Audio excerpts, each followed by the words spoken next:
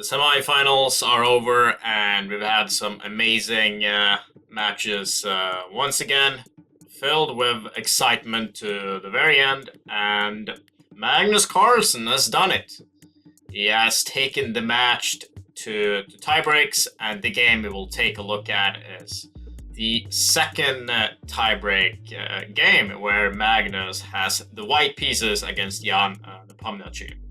It did look awfully grim for Magnus after he did lose with the white pieces, but he ended up winning 2 games on demand, and he has now taken the games to tiebreaks. So let's see. If he wins this game, he will move on to the finals. The same thing can be said for Jan Nepomniachtchi, who I really wonder how he is doing after having lost 2 games in a row. I guess it's sort of a comforting feeling that he still has a chance, considering that he did win the match yesterday. So, fairly calm start so far with d4, knight of 6, c4, e6, knight c3.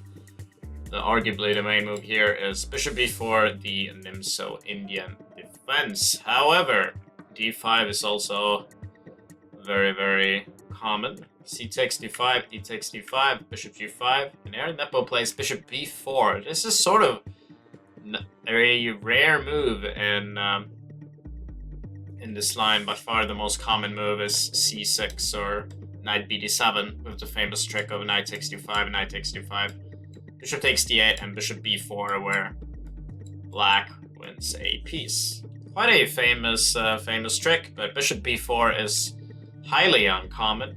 I'm not sure why not more people do play this, but I guess this move here can be annoying sometimes when black is forced to put his knight on c6, where this knight is a little bit misplaced. However, e3 was played instead, which is also a great move.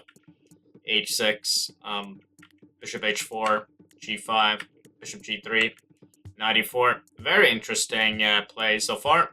Black has sort of expanded on his king side, but he gets this knight to his juicy e4 square while getting pressure on the knight. So he sort of gets something in return for the weaknessing of his king. Knight e2 is the logical way to protect c3.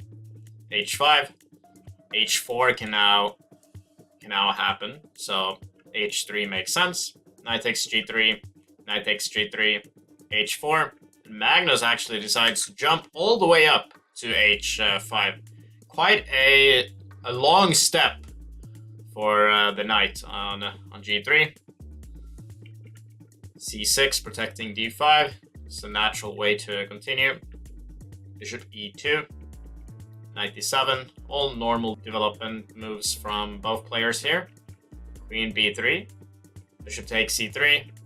Queen takes c3. Maybe it was better to take with the b pawn, considering that you can play c4 and then add some pressure against d5. Because when you take with the queen, it's not really that simple to tell what is your plan moving forward here as white.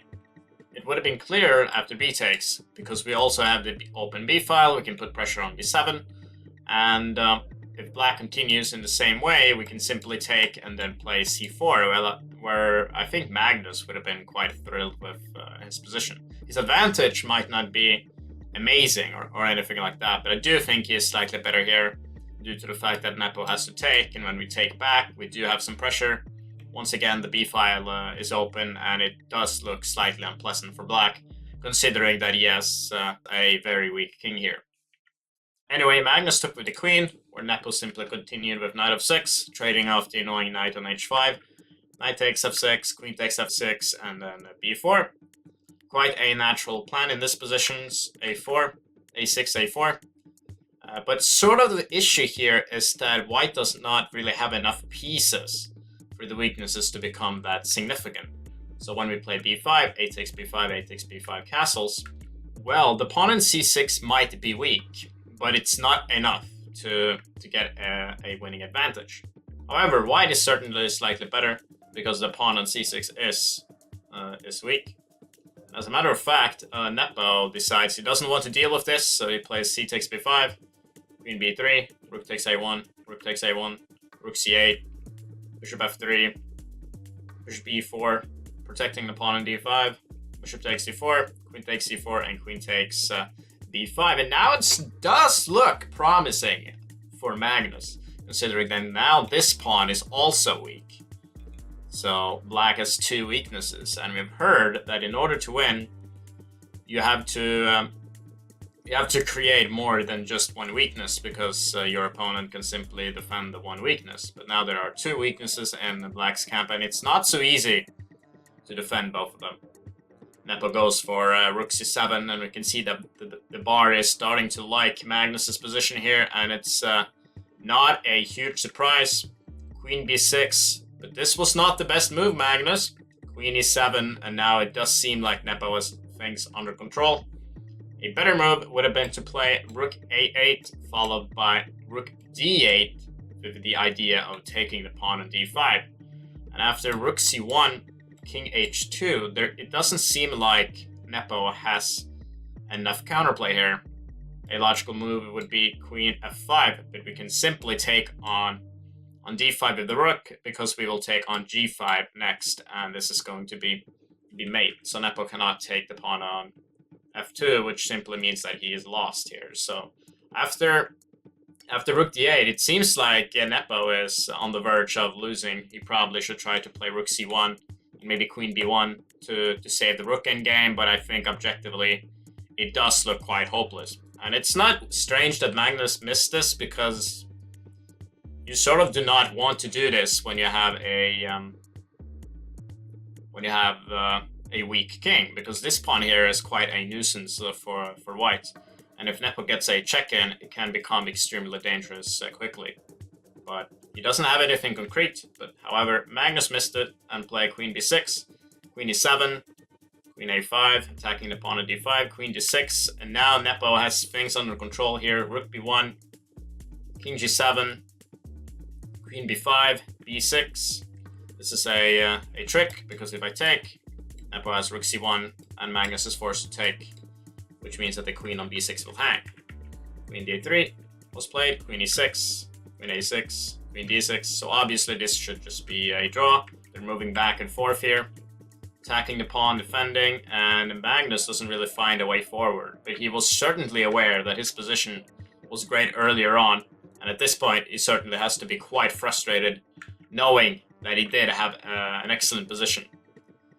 And things are not so clear now, because Nepo is using this pawn here to his advantage. Before it was a weakness, but now it is becoming an extremely dangerous passed pawn, and Magnus needs to be very, very careful. Is Nepo going to turn this around? Queen b1, queen d6 check, king f3, b4, queen b3. Everything is looking fine so far. Still a draw. Queen f6 check, king g2, queen d6, king g1. Magnus, that looks slightly passive. Maybe it was simply better to try to once again play king f3, so you can get to e2 and d3 quickly in order to stop this pawn. It is quite important that we stop this pawn, whatever it takes, because if that pawn gets too far, the queen endgame will be lost. So we gotta be careful. After king g1, f6, it's still equal, but Magnus has to be careful. He placed h4, certainly a surprising move. Not sure why he did that. To me, it does make sense to bring the king around somehow, but it does look scary. Queen b5, queen c4, but maybe we can simply take and play queen d2, king d2, because we will be able to stop these two pass pawns, while black needs to keep an eye on our pass pawns, which means that the pawn in game is a draw. But it does look very, very scary, which is why Magnus probably played h4. G takes h4, king h3, but the bar is going down. It is looking awfully difficult for Magnus here. King f7, king g4, not the best move, but he's very low on time, and it's extremely difficult to play in a practical game due to the fact that it's so easy to play black. The only thing you're going to do is to play queen c4 and push the pawn. Magnus needs to find the right moves so he can make a perpetual. King g4, king e6, king f4, queen c4, queen a4 is a great move. We are trying to check black's king. b3, queen e8 check, king d6, queen b8 check, king c6, king f5, and the only way to hold on here with white is to play this move, king f3, which does look absurd. And the point is that black gets no checks with queen c2, b2, so he needs to play queen c2, and we will simply wait, because black cannot play b2, because then his queen will hang after queen c8 check and taking the queen. So black will have to move his queen away, and then we can simply continue the checks. And probably even also play king g2 also looks fine, because black needs to try to push b2. And again, when black tries to do so, with, for example, queen b1, we check the black's king, and it's simply going to end in a draw, for example, like this. However, it's not very easy to see that, and after king f5, queen b5, it is now impossible for Magnus to stop the pawn. It does look like the black's king gets a shelter, and it is indeed a win for Nepo.